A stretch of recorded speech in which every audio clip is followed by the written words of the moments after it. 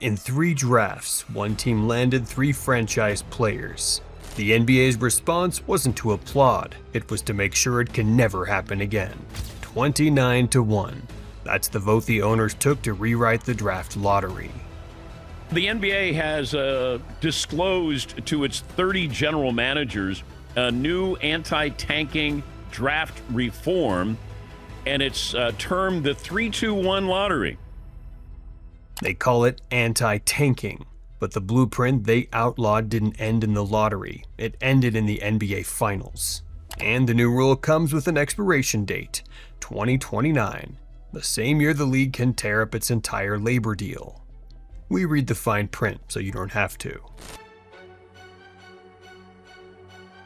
The team is the San Antonio Spurs, and to understand why the league rewrote its own rulebook, you have to walk it draft by draft. 2023, they win the lottery and take Victor Wembanyama.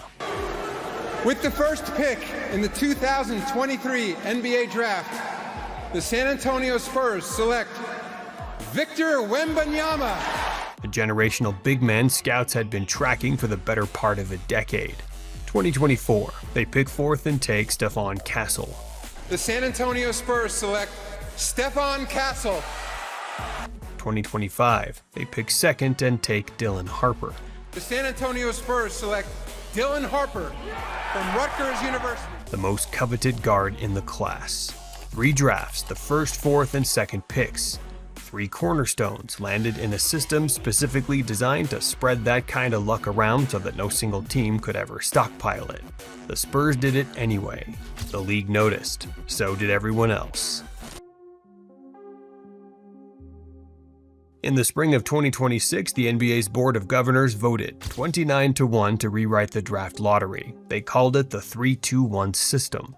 It takes effect with a 2027 draft, and buried inside it are 2 clauses that read like they were written with San Antonio's draft history open on the table. First, a team can no longer win the lottery, the number 1 pick in back-to-back years.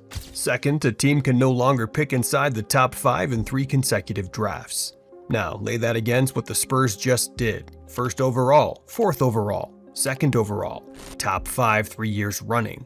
Under the new rule, that exact sequence is off the table. Analysts said the quiet part out loud. The restrictions map almost precisely onto San Antonio's run. The league didn't just discourage the blueprint.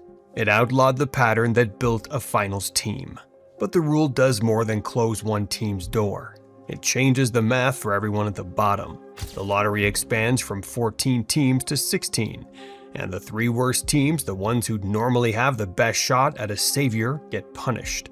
Their odds at the number 1 pick fall to 5.4%, lower than the teams that finished ahead of them at 8.1, and they can't pick lower than 12th. The league flipped the incentive. Being the worst team in basketball is now the worst place to be. And the biggest thing that this is going to do, I think, is it's going to curb the most egregious forms of tanking that we've seen. By having the bottom 3 teams in terms of record have a lesser chance of jumping up in the lottery than we've seen for teams in the past, that is really going to prevent some of the extreme versions of tanking we've seen. Here's what the league called it: fairness.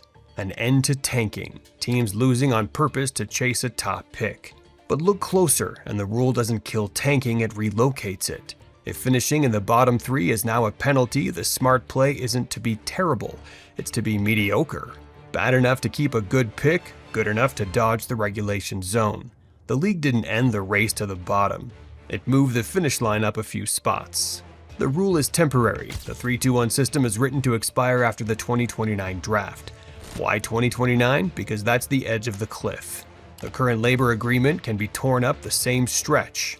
Owners and players both hold an opt-out that lands in 2028 and ends the deal after the 2028-29 season. So, this isn't a permanent fix for competitive balance. It's a 3-year placeholder, a lever the owners can hold, adjust, or trade away when the real fight begins. The NBA didn't solve tanking, it scheduled the argument for 2029. San Antonio is one of the league's smallest markets, no free agent magnet.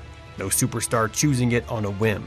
What the Spurs had was the draft, the one ladder out of the basement that every losing team in the league is handed.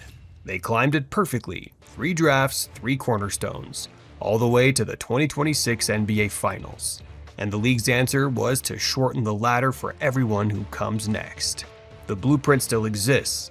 It's just been ruled out of bounds at least until 2029, when the same people who wrote the rule get to decide whether to write it again.